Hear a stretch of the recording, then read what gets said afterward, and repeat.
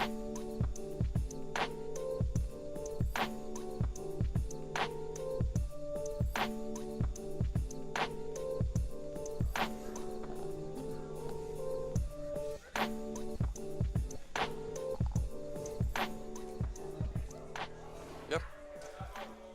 Good.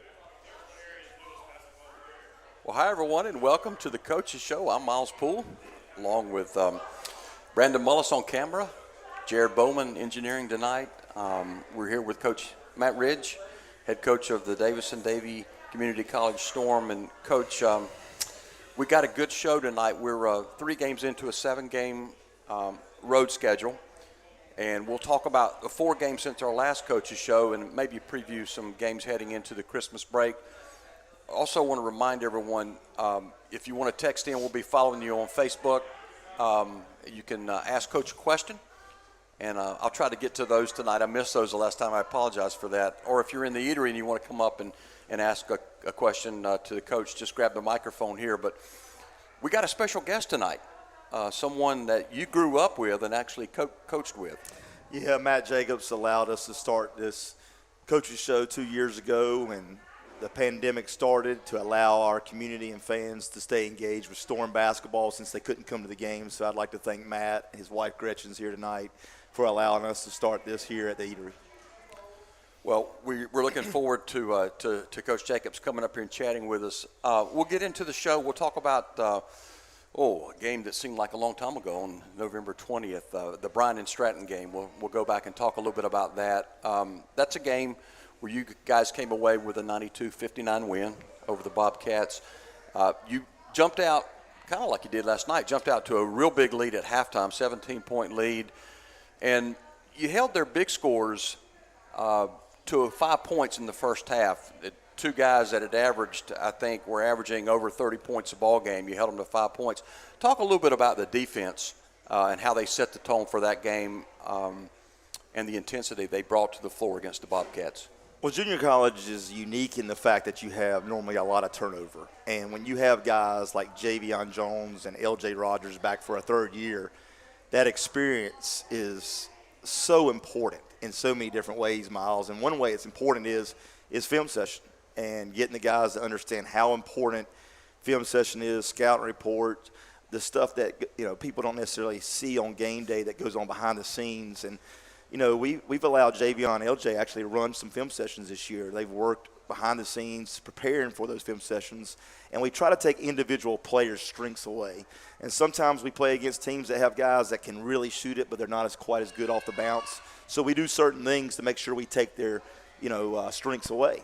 And when you have guys that have been around for a few years with us that understand the importance of film session and scouting reports, and then they can implement it not just in film session, but in practice, in preparation for the games, it makes a huge difference because those other guys, those first-year guys, follow their lead. Well, take us into the locker room at halftime. A game like that where you jump out to a big lead, what are some things that you are saying to the players or things that you're doing to keep that second half intensity and focus up? Well, that's a good question because last night, whatever I said, I didn't say the right stuff because we came out of the locker room really flat. But we always tell them that no game is won or lost in the first half. That's something Coach Smith used to say all the time. But it's really true. I mean, last year in the national semifinal game, we're up 30-plus against a very talented team, and they cut it to 6. So, it's a game of runs, and we know it's a game of runs, and you got to be able to play the game the same way no matter what your opponent's doing and what run they're on. And sometimes that's hard for kids to do because they want to get it back quick. And when you take a quick bad shot, it often turns into like a turnover and the other team gets a fast break layup. Well, that Bryan and Stratton game was the 3rd game in a row you were playing without Javion Jones. But you had a couple of guys really step up big and had huge nights. Talk a little bit about Jaheim Taylor and also the night that L.J. Rogers had there. Well, Jaheim's a really offensively talented young man, and we see that a lot in practice. He's continued to develop defensively. We hope that he'll continue to grow there, and Javion that game got going offensively. It was good to see. But we have high hopes for Jaheim. I think he's one of our most talented freshmen. But we have a lot of talented freshmen, and they're continuing to evolve, and I think by probably January, February, and certainly March, a lot of these guys are going to end up playing a lot of more minutes. Well, you've talked a lot over the last couple of years that we've done this about the next man up mindset of this team, and not only do we see it in that game, but we've seen it throughout the history of your program. Is that a quality that you can spot while you're recruiting, or is it a mentality that something that you teach or coach? We spend a tremendous amount of time sacrificing away from our family recruiting. Just about every night that we're not playing, we're out recruiting from November to March. I've been blessed to have assistants like Brandon Mullis right now, Josh Allen. I could keep going on and on, that spend so much time traveling the roads of North Carolina to bring in a lot of talent. And sometimes, like this year, we have kids on our team that's 6 through 10, 6 through maybe even 12 that would start on most JUCOs in our region. Matter of fact, Javion told some of our guys last night after the game in the locker room just that. So I think you have to be willing to work while you wait if you go to a championship caliber program. I mean, there's guys right now, I know this is a much bigger stage, but at Carolina that would be playing, probably starting at other teams in the ACC. So if you go to a program that's competing for championships year in and year out, as a freshman, it's hard to walk in and play immediately. But as you evolve in the roles change over time, you have to be ready for your opportunity. And we've had guys do just that in the past. I could go through tons of guys that their roles have changed from playing very few minutes to end up starting by the end of their first year. Well, after the Bryan and Stratton game, let's talk a little bit about the other three tough opponents you faced. One of those, Wake Tech. So at Wake Tech, your first conference loss, 81-77, close ball game, a team that they hammered Sandhills, I think, the game before they played you guys. They jumped out to an early lead. You fought yourself back, trailed at the half only by a couple of points. My question for you, Coach, is when you start out slow like you did against Wake Tech, as a coach, what are some things that you try to reinforce or do to keep the team calm? Well, we weren't shooting the ball well that game, so I kept calling offensive sets to try to get an easy bucket or get to the line. And looking back on it now, we just shot way too many threes. And we're blessed at Davidson-Davie to have a math instructor who also is a big-time statistician that has really helped me as a coach evolve and grow. We've been shooting too many threes, percentage-wise. And last night we had one of our guys, Javion Jones, who's been traditionally one of the best slashers in our league, who's gotten to be a really efficient three-point shooter as well because he spent so much time working on it. Last night he went back to his bread and butter, getting to the cup, getting to the line, and I think our team overall did a better job of that last night. But against Wake Tech, we weren't hitting the threes, and we just kept chunking them up, and unfortunately they weren't falling. We did battle back and tied it up with a minute to go, and we made some really bad decisions late in the game. We didn't block out on a few possessions, especially on the free throw that hurt. So I had to do a better job going forward to getting our kids to buy into playing inside out, shooting, layups and threes in that order, and we weren't necessarily doing that at Wake Tech. And that's on me. Well, your bench played well. You outscored their bench 26-6 in that game. The four Wake Tech starters had big games. I think Chance Jamison had 24 points. Humphrey, Siago, and Wilder had 16 apiece. Talk about the challenges that those four sophomores pose for you guys. Well, a few of those guys played for them 2 years ago. They took a year or two off, now they're back. So those guys are older. They're more mature physically, and they're skilled. They're a hard team in which to prepare for because they got so many different guys that can score it. I did think over time, the way we play a lot more guys than some of the teams in our league, we'd wear them down, but I never thought that impacted them as much as I thought it would late in the game. Obviously their coach did a good job preparing for us. Those kids played really hard for 40 minutes, and they played a lot of minutes. So we're looking forward to that game coming up in February when they come to Brinkley, that's for sure. Well, that game was a cold shooting night for you. I mean, looking at the stats, 39% from the floor, 25% from three-point range, only 53% from the charity stripe. In a game as close as that one was, how painful was that 8 of 15 free throw? Well, kids aren't missing free throws on purpose. I mean, we got good shooters, Miles. They just didn't make them. But the bigger stat to me isn't the percentage. It's that we only shot 15. Yep. And so we've got to do – I got to do a better job of getting our kids to understand we got to attack the rim, not just off the bounce, but getting it inside, creating some offense off of our defense, getting out of the break just like we did last night, and getting some easy buckets around the basket and getting to the free throw line because only 15 free throws against Wake Tech is just flat out not enough, and that's on me more than the kids. Well, next up was Denmark Tech, D1 school. You guys bounced back. You win that one 66-49 on Saturday. Javion Jones returned from four-game absence, and he led all players, I think, in that game with 17-point performance. Tell us a little bit about him. We've talked about it some, but just what does Javion's play mean to the chemistry of this Storm team? Well, it's not just his points. I mean, you know, when Javion's on the floor, normally the other teams, I mean, he's at the top of their scouting report. So, you know, that creates more opportunities for other players. Javion gets us more possessions just by the way he crashes the O boards. I think Javion brings a swagger to the game that a lot of kids don't. His supreme confidence in himself, I think, becomes contagious throughout our entire team. So I think Javion makes everybody better in a lot of ways.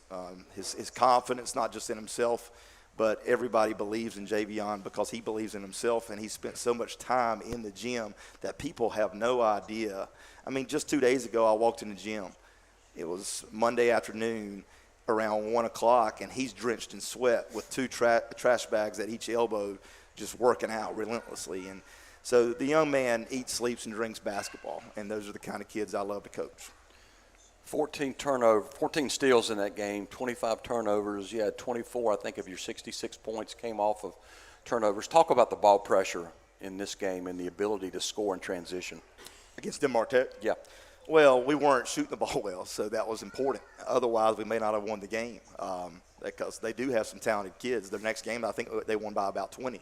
So we were fortunate to get out of there and win. We did not shoot the ball well. Fortunately, defensively, we did some things. I think we held them to 49. Is that what you said? Yeah. So we did some things really well defensively. But, you know, it's good to see us get going last night, shooting the ball better because we've been kind of in a drought there. Well, I was gonna say after those two games, the Denmark Tech game, you guys were shooting 27% from beyond the arc. I was going to ask you how concerning that was to you. I know it's shooting is like baseball and batting. You can go through streaks, but any concerns after a couple games where you're shooting that low from three-point range? Well, Coach Allen says it best. He says it all the time. Defense travels, and our bread and butter is our half-court pressure man. And, you know, it's carried us on some of these games that we've won on the road. It didn't carry us enough at Wake Tech. But we're 7-2, I believe it is, overall, and 3 or 4 of those games we didn't shoot the ball well. So I'm just proud of how we're defending. I think this team's a much better shooting team than our percentages show, you know, overall for the season. Last night, I think people that watched the game saw, you know, we do have shooters. You know, we're only 9 games in, so it's a small sample size. And the season's a marathon, not a sprint. So I think going forward, we'll see the ball going in more frequently than we have overall this season. Well, let's talk a little bit about last night's game up at Catawba Valley at the Tarleton Complex up in Hickory. You guys come over with a big win, 105-81. In that game, you jumped out to a huge halftime lead. I think you went on a 22-2 run at one point in the first half. Talk about how the team responded in the first half of last night's game against the Red Hawks. Well, those first 10 minutes, we were sharp, not just defensively, but, you know, the ball was going in the basket. And Coach Williams at Carolina always said, when the ball goes in, everything looks so much prettier, and he's right. But, you know, LJ was extremely hot. Our guys did a great job of getting him the ball when he was open, and he was shot ready. Javion got going in the first half. I think they had almost half of our points at halftime, or maybe even more. I think Javion had 20 at half. So, you know, we shot the ball well, but defensively we were creating so much offense in transition by getting out in the passing lanes, getting deflections, getting D rebounds, and sprinting the floor, which is how we like to play. 46% from beyond the arc last night. So you turned a corner again last night from three-point range. Let's talk a little bit about L.J. Rogers' night from three-point range. I think he came in 7 of 10 maybe. Was that? That's accurate. 7 of 10 I'll take every night, Miles. He's sitting over there acting like he didn't do it right now, being real humble. But that young man I'm so proud of, not just his ability to shoot the ball, but he's gone from not being very good his first year defensively to being our best defender just about. So that's what I'm most proud of is he – and I was telling him last night before the game how proud I am of how much pride he takes in defending on and off the ball. He's really good. LJ shot better from three-point range last night than he did from the free throw line. He was 6 of 10 from the free throw line. Yeah, we've had a conversation about that. So let's talk about the free throw line. You guys went to the charity stripe 55 times last night. That's a lot, and you hit 71% of those. Talk about that, the free throw performance in relation to last night's win. Well, I want to go back, and if Kevin Egan's listening online, I want to thank him for helping us out with stats because it's helped me as a coach our young men. We were just shooting too many threes, and Javion and LJ and several other our players did a much better job of not selling for good, but, taking great threes and getting the ball to the rim. And on the back end, Catawba Valley, they're just one of the most physical teams, not just in this region, but the country. I mean, they had 4 guys, I believe, foul out, and another one with 4. We shot 55 free throws, which is insane. So I think it was a combination of our kids doing a better job attacking the rim and getting more offensive rebounds, and our opponent was really physical. Well, you're 3 games into 7-game road stretch, as we talked about earlier. Tell us a little bit about how the team's holding up at this point, and maybe give us an injury update as where we are heading into this weekend's game. Miles, that might take the rest of the show, but Tim finally got released today from his surgery on his finger. He'll probably be out until January. Chase Mebin's still battling that wrist issue, and he's been sick. He didn't play but 7 minutes. I think Chase was the only player on our roster last night that didn't play double digits. Mike Wade's still battling a leg issue and also now a knee issue. Bryce is still battling his hip issue. Uzziah's wrist. I think he may have surgery on his wrist over the Christmas break. Jarvis is still nursing an ankle issue. LJ's his knee issue. So it's nothing that is keeping kids from playing other than Tim, but it's just a lot of aches and pains. So I'm looking forward to them getting 10 or 11 days off over Christmas to hopefully heal up. Well, we're going to take a little bit of a break here and bring in our special guest. You mentioned earlier Coach Matt Jacobs, special guest. Also, let's check in here to see if we have Essie Jones sends in, can't wait for the next home game. I love me some Storm basketball, and that home game is going to be January 1st. That's the Sandhills game. We can't wait for that one too, Essie. Also, Shanta Jones sends in, she's Team Storm. So thank you guys for, if you guys have a question out there on Facebook, please text it in and we'll ask Coach Ridge. We got Coach Jacobs here with us right now. Welcome, Matt. Thank you. Thank you. I want to ask you a couple things. I got like 4 pages for you here. Sounds good. Let's go. Okay. You follow Storm. I got a big mouth. I'm good with it. You follow Storm basketball since the beginning. Yep. Give us a little bit of your thoughts on this program's 14-year history. Oh, it's amazing. I mean, growing up, what DCCC was with no athletics and everything to us growing up. And then, I think when the word got out that they were going to start a basketball program, I'm guessing that most people didn't really take it too serious. But when we found out who was going to be in charge of it, that changed everybody's opinion, or at least those of us that knew. And I mean, it's just incredible. Every team that Matt's had, and I even noticed it last Saturday at the Bryant-Stratton game, they're automatically a reflection of him. Just the lingo, what you hear him saying from the bench, and when they're on the floor, it's like he's talking. So, well, if you can tell us a little bit about what you think of this year's team, how what you're seeing on the court this year stacks up to some of those teams from the past. Defensively, I think they're better than most that Coach Ridge has had. Remains to be seen accomplishment-wise. I mean, I've been told that they're going to be in the national championship game, and I have to go. So that's a guarantee I got from LJ. So got a lot to live up to. But I mean, it's I don't know for sure, but I would say it's as deep a team as he's ever had.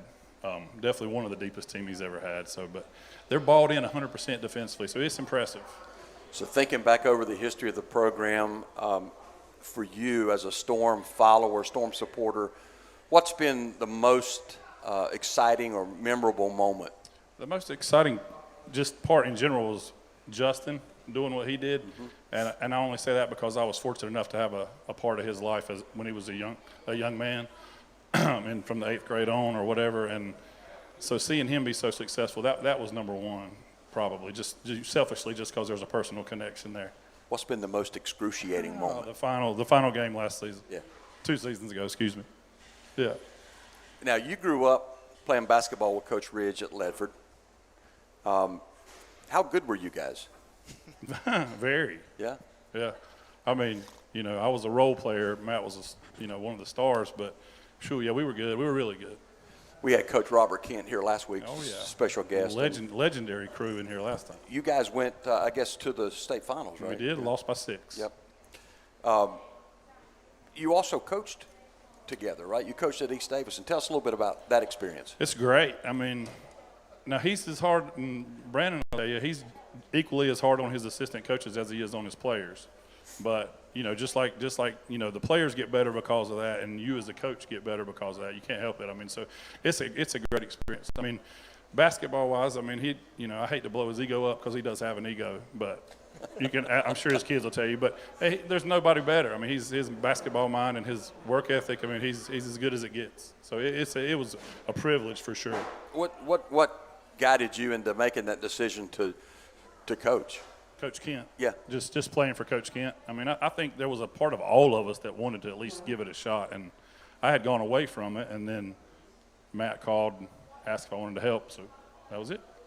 Favorite memory from your coaching experience? There's a lot, but honestly, when my son finally got healthy enough that I could actually coach him in a game, because starting off his sophomore year, he wasn't healthy. So once he finally got healthy enough to actually get to coach him in a game, that was pretty special. So you mentioned Coach Kent. Any other coaching mentors as you were growing up or coaching that you kind of reflect back on? You mean once I started coaching? Yeah. Well, Matt, for sure, and Coach Kent. Dave Davis, who's now assistant at College of Charleston, he's a good friend, and Brian Lingerfeld and Danny Palmer at East Davidson. They weren't basketball coaches, but they were definitely mentors, good ones. What do you miss most about that coaching experience? The kids, yeah, for sure. I mean, and the competitiveness, especially on game night, but mostly the kids and the coaching camaraderie. I mean, just being around a bunch of coaches, that's a good experience, like going to camp and, doing stuff like that. But so I miss all of it a little bit. Well, one thing I've got to do, and we haven't done it on the show, we want to thank you personally for allowing us for the last couple of years to come into the Eatery and you being the wonderful host and allowing us to do this. You recently, I think the news is you sold the Eatery? Correct, we did. And what is in store for you as far as future? I had someone I grew up with just present an opportunity, just fell into my lap for a graphics design company to work with him, for him, which is kind of cool to be working for somebody. And so it just, when it falls into your lap, it feels like it came from a higher power, so it wasn't looking for anything because we love it here. But so we're going to see where that takes us. And the person that we've sold to, Jay, he's an incredible guy, great personality, and a strong drive. He'll do really, really great things with this place. Well, we appreciate you allowing us to come in and do the show here. It's been a pleasure. We're blessed with a lot of Storm players, most of the team here tonight, which is great. Any advice, any final piece of advice you've got for these guys the rest of the year? They don't need my advice, but I mean they're 100% bought in. Just from the one game I've seen in person, they are 100% bought into what Matt has asked them to do, and as long as they stay the course like that, if they don't win it all, it's going to be something that was out of their control. So. Well, we appreciate you supporting Storm Athletics, Coach. And any parting shot for Coach Ridge here? I got a lot of parting shots I could throw at Coach Ridge, but I won't do that. But I could, but I'll hold off on that. I'm sure. I'll let him skate. Do you have any really embarrassing? It's not embarrassing, but I'll tell you one thing. So when I first started coaching with him, we were god awful. And when I say awful, I mean like awful. Like these kids could put their hands behind their back and probably beat our teams. Then great kids, tried hard, but so I think our first couple years we were 4 and something, 5 and something, and so we're going to like these scrimmages and whatever. And so anytime he would introduce me as the brains behind the operation. I mean, I guess he was calling me an idiot because we stunk. So as time went on and we start, getting the Justin Stricklands of the world, and all of a sudden we're winning, that never happening. And I was just the assistant coach. I was just assistant coach Matt Jacobs. Like that, Miles. I was just assistant coach. This is my assistant. So. I don't remember it like that. That's exactly how it happened. I'm not going to choose sides here. So Coach, thanks again for your hospitality and for the support. Absolutely. Thank you, guys. We really do appreciate you, Matt, and allowing us to start this here. You the man. Matt Jacobs, we appreciate you very, very much. All right, so we got Oh, okay. Let's see what we got here. We've got any more Shauna Jones, Team Storm. We got that one in there. Brandon Mullis is watching. Brandon Mullis is actually filming. So, okay. Let's talk about the upcoming games, Coach. You got this weekend, Southwest Virginia Community College. The Eagles, another team I think that didn't participate last year. They chose to sit out. They're 2-1 in conference play. What does your scouting report tell us about the team you're going to face on Saturday? Well, number one, they're a very scary team because they're leading the nation in made threes. They've got 4 or 5 kids that can really flat out shoot it. They've got one supremely confident young man that plays way above the rim and very athletic. So they're going to be a team in which it's difficult to prepare for because they got 5 kids on the floor usually that can score it in a variety of ways, especially from downtown.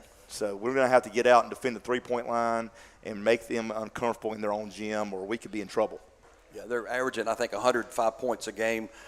Lewisburg held them in check. I think Lewisburg held them to 71 points. Lewisburg beat them 90-71. Have you had a chance to see any of that game film? I've watched that film one full time and the first half a second time, so yes. Well, you mentioned their three-point shooting. They're ranked number 1 in the nation, like you said, three-point attempts and three-pointers made per game. So when you face a team like that, Coach, what's your defensive approach when you face that up-tempo, high-scoring three-point shooting team? We approach almost every opponent the same way defensively. We tweak some things for different individual players and how we're going to guard each player. But in general, we're going to pressure you. We're going to get out and deny. We're going to try to make you uncomfortable. And usually over 40 minutes with the number of guys we play, and if we push the ball like we want to push the ball in the Mike Ways and the Zais, get the ball to the floor as fast as we want to play, over 40 minutes, we hopefully, if the game's close, can out-execute you late because we're not tired and our opponent is. Well, after the game with Southwest Virginia, you've got back-to-back days where you're playing in the Caldwell Community College Classic. Tell us a little bit about the opponents there. We'll start with Moravian Prep first. Well, Moravian's led by Jeremy Ellis, who used to be on the staff at Catawba Valley years and years ago when Brandon was with me on my staff at Davidson. But Jeremy does a tremendous job recruiting all over, not just the state and country, but really he's brought in kids from overseas. So he's going to have some talented kids on their post-grad team. We did play him 2 or 3 years ago. He had a young man that's starting for High Point University right now. So he's going to have Division I talent on that team. We do not have them scouted. We have not seen them play. They don't have any games on Synergy. So that's going to be the most challenging thing for me as a coach, going in that game kind of blind, so to speak, not knowing what they're going to do. I can't stand that. But, you know, it is who they got to come to that tournament. Originally, there was 2 Division I JUCOs that we were scheduled to play, but one backed out at the last minute, so it is what it is. Well, the next day you do play a Division I school, and that's Walter State. Mm-hmm. Tell us what kind of team the Senators have. Walter State is a top 20 Division I JUCO year in and year out. So if we don't bring our A game that night, we will be in a world of trouble. And I'm looking forward to that for numerous reasons. But one reason is it's about 4 or 5 days before we go to Lewisburg. So it'll be a good wake-up call for myself, my staff, and most importantly our players. Because if we don't play well at Caldwell against Walter State on the 11th, we're going to be in trouble. Walter State's got one of the better guards in the nation in scoring. Yep. That's Demarius Boyd. I think he's 21st in the nation scoring among D1 players. Even though the game's over a week away, have you had a chance to see any game film on him?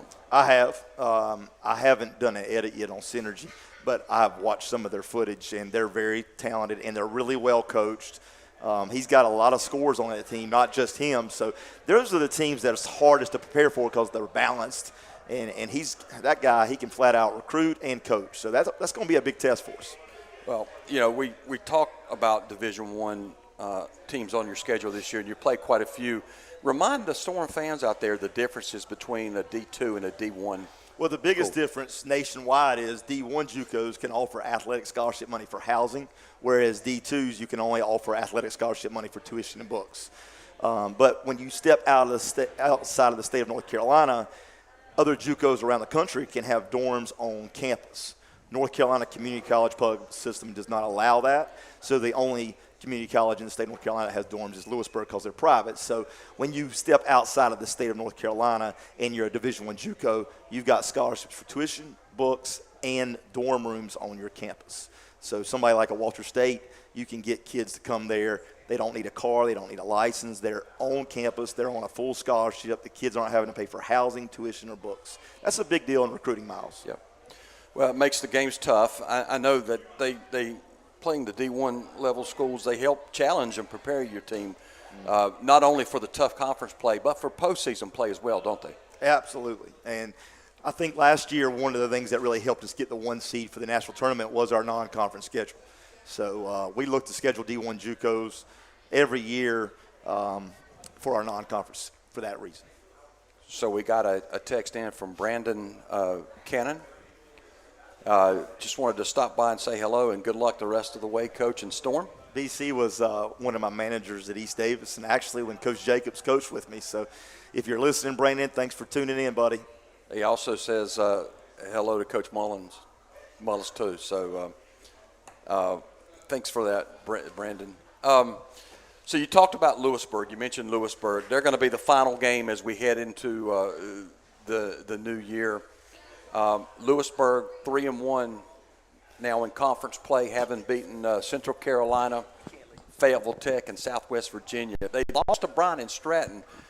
Talk about the strengths of this Lewisburg Hurricane team, Coach, that you'll face on the road on the 15th of December. Lewisburg's got a guard, a wing that averaged over 30 points in high school that I recruited, very talented. I mean, he can score at all 3 levels. So, you know, he's got bigs that are athletic. He's got athletic point guards. Brian does a great job in recruiting and coaching his kids up. So that'll be a big-time challenge, especially at their place. So we're looking forward to going there, but it will be a challenge. It's a big game. It's a conference game, right? So let's talk a little bit about the conference and how it stands today. Any surprises at this point as you look at some of the teams in Region 10? Well, I mean, it's still obviously really early. I mean, you got teams in our league right now that's only played, in Wake Tech's case, we're their only conference game they've played. So, you know, we've played 7 conference games, I guess, or maybe, is it 6 or 7? Six. We played 6, so we're 5-1. I can't even keep up, Miles. Yep, so you got teams like us that's played 6, and then you got Wake Tech sitting there at 1-0 at the top of the, conference right now. So it's kind of interesting how some teams have played a lot of games and some teams have not. But, you got your Catawba Valley 1-1, us at 5-1, Lewisburg 3-1, Southwest Virginia 2-1. So there's a lot of teams there with 1 loss, and then Wake Tech sitting at the very top. But then you got a team like Fayetteville Tech who's 2-2, who I think is one of the top teams in our league. So, it's going to be interesting. I mean, there's 24 conference regular season games, Miles. So, it's a marathon. It's not a sprint. It's a long, long year. You're right. So you're in the this year's games, the 2021 piece of your schedule after the Lewisburg game. How much time will you guys have off between Lewisburg and Sandhills on the 1st of January? When I tell people we usually have 2 to 3 weeks off, people kind of squint and look at me like, really? That's too much time off? And I said, well, when you think about it, these kids are going to practice from August to March. That's 8 months of having to go through practices. I mean, that's a lot of basketball. Last year's team, with the whole COVID situation, we had like almost 130 practices, Miles. That's crazy. We had 26 games. We went 23-3, 26 games, and 130 practices. So I think the kids need time off to go home, be with their family, to refresh physically, but especially mentally, and then come back for that stretch run. This year they have 11 days off. That's the least number of days we've ever given them off. So we'll see how that shakes out. Hopefully that's enough time off. I'm more worried that it's not enough time off. Some of our kids don't want to be off that much, but I think it's important for them to have some time with their family, but also get recharged physically and mentally.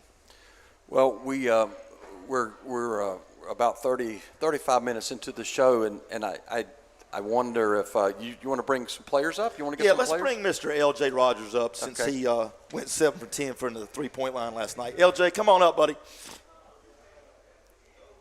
L.J., I believe, told Coach Jacobs that we were definitely going back to the national finals. That's pretty confident statement, don't you agree? I don't think it's given. I think you got to earn that, and I think L.J.'s confidence will hopefully help us do just that. And this year when we get there, not just get there, but finish the deal. So, LJ, welcome. congratulations on a big night last night. I was looking, trying to look through some stats from past. I know you had a 29-point game against Bryan and Stratton earlier this year. Last night you had 31. Is that a high for you?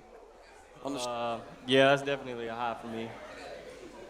7 of 10 from three-point range. You were feeling that last night, weren't you? Just a little bit. I'm trying to string more games together like that, but it's one game, so. Do you have the green light to shoot those? Not this year, I do not. Okay, all right. That's something you have to earn, right? Of course. 7 to 10 from three-point range. So you guys were rolling last night. I have to ask you, you're on midway through a 7-game road stretch. How are you feeling physically? Are you okay? Are you good? I'm not 100%, but I'm always ready to play. So it's definitely a challenge, but I'll get over it. I think at the Patrick and Henry game, I think it was the Patrick and Henry game, you took a shot to the head in the second half and had to sit out. Any effects from that? Nah, I was ready to go the next day, but concussion protocol, so I had to sit out. But I was feeling fine. I have to ask you, 7 to 10 from three-point range. I mean, that's a hot night. How can you go 7 for 10 from three-point range and 6 of 10 from the free throw line? I gotta throw that in there, LJ. Well, every free throw I missed, I believe, was hard. So I should have just took a step back and shot it like a 3-ball, I guess. So let me ask you right now. You guys are 5-1, I think, 7-2, maybe on the season. How are you feeling about the team so far? I feel pretty good. I don't feel like we've reached our peak yet, but we're going in the right direction for sure. We got to get better defensively and string together 2 halves to be the best I believe we can be. So last year, great season, disappointing last game. You were right there. You were a sophomore last year. You had a chance to move on, and you had some offers maybe for a four-year school, but you chose to come back. Tell us a little bit about that decision. It wasn't really a hard decision for me. I love Coach Ridge. I love playing for him. I love the community. So I definitely wanted to win it all. But since we didn't, that just made it an even easier decision to come back and hopefully win it all this year. Well, I know Coach Ridge had to take today off from practice to go see his daughter play in a basketball game. And you guys worked under Coach Allen. Who's the harder of the coaches? I would definitely say Coach Allen. He's a nut, but I love him. All right. Well, congratulations again on a great game last night. You guys keep it going. Finish out the road stretch strong, and look forward to seeing you guys again in person on the Sandhills game January 1st. It's a great way to kick off the new year. Yes, sir. You guys beat them 4 times last year. Yes, sir. That's a big rivalry. Let's pack the house January 1st for that Sandhills game. Thank you, LJ. Yes, sir. Thank you. I think we got one more back here. Mr. Jaden Scriven's never been interviewed. Mr. Jaden from Fayetteville, come on up, Scriv. Scriv, he's had some big games for us this year. He's led us in scoring 1 or 2 times. 2 games ago, he led us in rebounding, not last night, but 2 games ago, he led us, I think, with 9 rebounds, if my memory serves me correctly. So he can really get off the floor. I wish I could jump like him. I might still be playing, right? So Jaden coming in, again, you played on that team last year as well. You didn't get a chance to make it into to the postseason play. Unfortunately, right down at the end of the stretch, you had a knee injury and you had to have some work done on the knee. Had to sit out. How painful was it not to be able to be on the floor during that stretch to the national championship game? It was real hard for me because not being able to play with my brothers, it was real hard. But I knew God had a plan for me, so I just did what I had to do with rehab and just did everything I can so I can come back and be able to play for Coach Ridge, play with a couple of my brothers, met some new brothers as well. So I'm just ready to get back to where I was at last year. So how difficult was the rehab? It was pretty difficult at first, but as time went on, I got better. and my knee started getting better. I had to do rehab close by here, and I just took it day by day just to get a little bit stronger every day. So I mean, I feel great now. I'm not perfect. I have times where my knee ain't the best, but at the same time, I'm doing what I got to do to just continue to get better on it. Yeah, I've had a chance to see a couple of home games this year, and you look pretty strong. You still jump out of the gym, averaging about 12 points a ball game right now. So you're back, which is great. Any part of your game that you feel like you need to keep working on, that you're not where you want to be? Everything, rebounding, shooting the ball, getting in better. Even though I'm in good shape, I feel like I can get even in a more elite shape. We talk about. Coach preaches all the time about the national tournament, about being able to play 40 minutes. So that's one of the goals that I have for me, doing my conditioning and different things like that off the court when we're not in practice, getting my workouts in and different things like that. I just had to switch a couple things around since I had my knee surgery, but I still, do what I got to do to get better. So those are the things that I do as far as just helping me out with my knee and working around it. After the first game of the year, the Chipola game, I think Coach Ridge made a challenge to you. Can you tell us a little bit about what that conversation was like? The main conversation that he was telling me about was rebounding.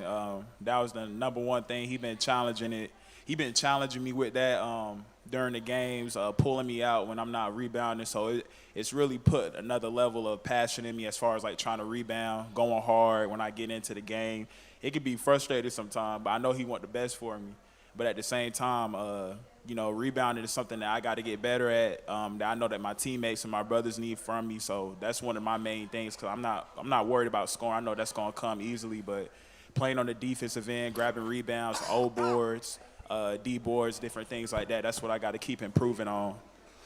So you're 8 games or so into the season. How do you feel about the team so far? I feel like we look good. Of course, we can always get better. As a team, we got to continue to improve on the defensive end. We look good right now on the defensive end, but we can look even better. And even when we look great, we can go to phenomenal as well, because we want to be one of the best defensive teams. That's what got us to where we went last year, and that's going to be what we're going to be hanging our hat on this year to get back. Offensively, we're going to be able to score. Everybody can score the ball at a high level. But defense is where we really going to be able to – defense is what's really going to take us back to where we was at last year. Now, you from Fayetteville? Yes, sir. Did you play high school ball in Fayetteville? Yes, sir. Did you think about going to Fayetteville Tech at all? I thought about Fayetteville Tech, but I had to look at my decision to say where it's going to be like the best level of JUCO ball. So I was just blessed enough to be able to come here, because I knew it was great competition. I knew some of the players who played here before I came here, and they went on to do great things as well. So that's why I wanted to pick the best JUCO school possible. So that's why I came out here to Davidson. Talk about the recruiting process. How did DDCC recruit? Did you have any contact with Coach Ridge, or was it Coach Allen or Coach Jay, I think, at the time? It was crazy how it happened. I had a school that I was looking at, and I was really considering heavy on going to, but just some way it was some conversations that happened that Coach Ridge was able to get brought up into it, and that's when I first heard about him from a different coach. So once that had happened, Coach Ridge kind of believed in me and told me that he wanted me to come. So after that, I just had a conversation with my family, and I had to just figure out what did I want to do, how did I want to bet on myself and move forward in my future. So that's why I'm here right now. I made that decision to come here, and it's been good so far. I got to keep improving. I got to keep getting better, keeping my grades up, keeping myself focused on the court. So it's been good so far, though. Well, one final question for you, Jaden. After DDCC, what's your goals? What's your plans? My goal is to keep playing college basketball, of course, and taking my career to another school where they have my major at. So that's my goal, and that's what I'm locked in on, just getting better while I'm here. And one of the things he preached about is taking every day like it's the last day, because by the time we know it, it's going to be over with. So that's one of the things that I focus on. So after this year, I'm just going to be looking at my decisions and looking at what's the best move for me to continue to get better and go on to the next level. All right. Thank you, sir. I appreciate it. Jaden Scriven, appreciate you. Nice job. Good luck to you guys the rest of the way, Jaden. Jaden was well spoken. That was a good job, Both Jaden. of those guys. Yep. Both LJ of them as well. Yeah. let's see if we got any more. We got. Let's see. I remember LJ from coaching against him while he was at Eastern. Phenomenal young man and player. Really like his game. That was Brandon Cannon again, sending that in on LJ. All right, so You want to do one more player, or you want to cut it? we can do whatever you want to do. I'm good. Jeremiah Mott, come on up, buddy.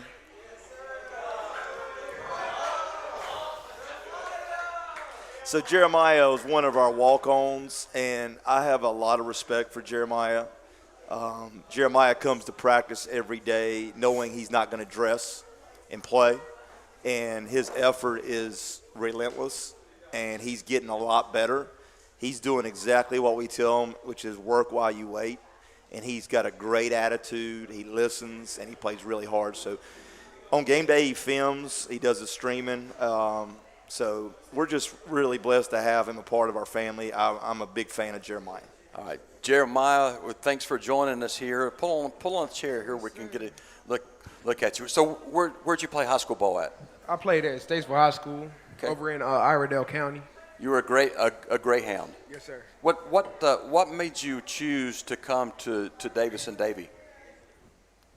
Well, at first, I was supposed to come here right out of high school, but I had went to Winston to pursue basketball over there. It didn't work out, and one thing came to another. I asked Coach to come back here because he was really the only person that had gave me a chance to play college basketball. So I just had called him back up after I did a couple of years over at Winston. He gave me another chance to be here. He let me be a red shirt, so I've been working ever since. Talk about your teammates and talk about the things that you're learning from them. So coming here, I learned a lot from Javion, LJ, just everyone around me. Like, it's a process. It takes patience to be good. So I'm just taking my time, working, shooting. Coach says all the time, get in the gym, put some shots up if you want to get better, to bring confidence into yourself. I see Javion, he works like every day. He's always in the gym. LJ, he's like my size, but I see him, how he plays in the games, getting like 30 points per game. It gives me faith to like, I could do that, you know? So. You're still finding, though you're not in uniform, you're still finding ways to contribute to this team, right? Yes, sir. Like Coach said, I'm filming. In practice, I go hard. Like, defensively, I can make my teammates work to make them better. Like, work real hard there and play offense, at a high level so that I can make them work on defense more. Just working. I like what Coach said. Learn while you wait, or wait. Learning while you're waiting. Yeah, that's it. That's it. Work while you wait. So Jeremiah, let me ask you this: your personal goals. What are your personal goals? Well, my personal goal is to get a jersey on the team. Yes, sir. And after school, what kind of things are you interested in doing? Well, of course, we all want to go to 4 years. I want to major in biology, become a physical therapist, something like that. So before you came to school here, had you heard about the Storm? I mean, did you know about the Yes, sir. Like I said, Coach was the only one that was recruiting me out of high school, so I knew before I had went to Winston. Well, keep working hard. We want to see you in a Storm jersey for sure. How do you feel about the team right now? I love them. They work really hard. I love watching them play. It's kind of hard to watch them running film all the time, but the other day the film wasn't working out, so I got to watch them. It was pretty fun. I love watching them.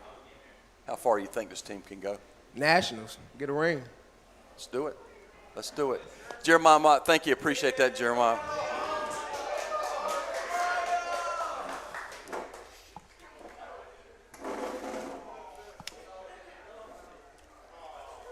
Well-spoken young man as well, as are all the Storm players that we've talked to. Okay, so Coach, home stretch now.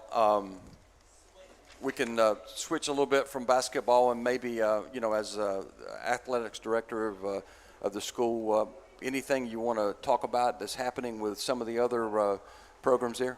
In the last 2 weeks, Fidelity Bank join our sponsorship program in a big way. So I'd like to thank them for joining what we're doing. Their name will be going on the side of Brinkley. Jared Bowman and his marketing team, Abby, are working on that stuff. They'll be on our stream and that sort of thing. So if Alan Lomax is listening, thank you so very much for you and your team at Fidelity Bank helping us reach our goals at Davidson-Davie.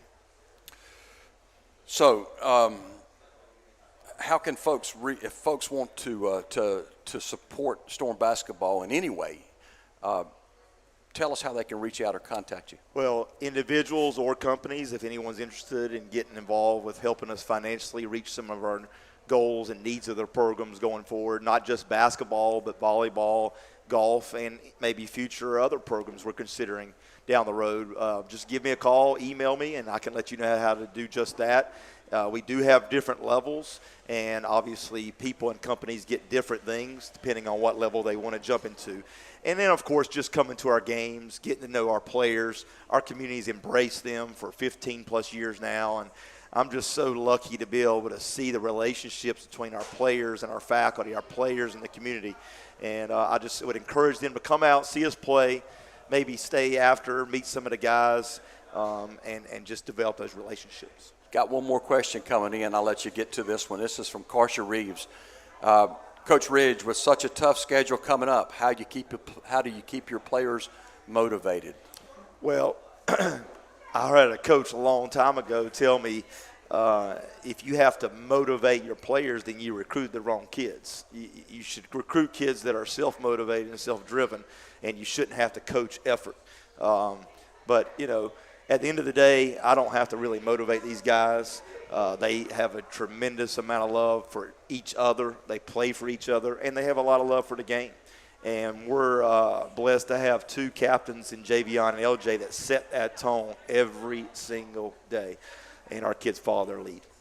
Well, we'll wrap it up. I want to thank you, Coach, number one, for all of your time and all that you do. Jared Bowman for the engineer and production work. Brandon Mullis for doing the camera.